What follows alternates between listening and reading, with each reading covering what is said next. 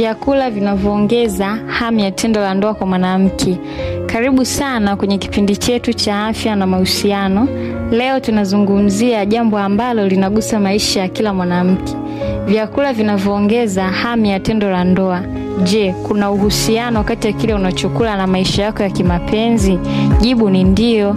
Hamu ya tendo la ndoa kwa mwanamke inaweza kuathiriwa na mambo mengi.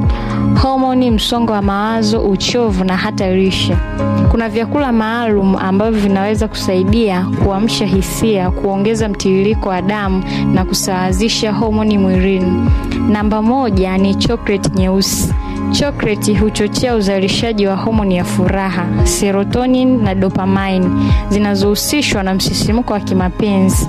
Inasaidia pia kupunguza msongo wa mawazo ambao mara nyingi huua hamu ya tendo.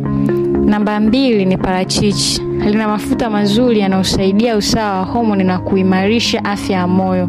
Mzunguko mzuri wa damu ni muhimu kwa kusisimua mwili na kuongeza hamasa. Namba 3 ni tikiti maji.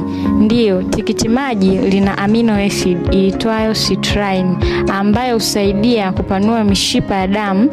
Hii huongeza msisimko wa viungo vya siri na huongeza hamu kwa mwanamke. Namba 4 ni asali ya asili. Asali inasaidia usawa wa homoni hasa estrogen na testosterone.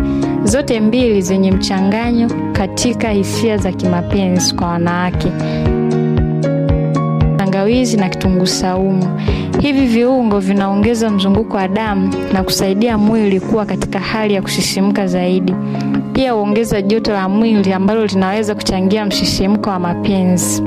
Lishe bora ni ufunguo wa afya kimwili na kihisia, na hiyo inahusiana moja kwa moja na maisha ya tendo la ndoa kwa wanawake. Hamu ya tendo ni jambo la kihisia zaidi, lakini lishe inaweza kuwa kichocheo muhimu. Usisahau kunywa maji ya kutosha, lala vya kutosha, punguza msongo wa mawazo na hakikisha unakula vyakula vyenye virutubisho vyenye nguvu kama hivi tulivyojadili leo. Hii ilikuwa ni Jessica Afya Mtandaoni. Usisahau kulike, kucomment na kusubscribe channel yetu kwa elimu zaidi. Asanteni sana.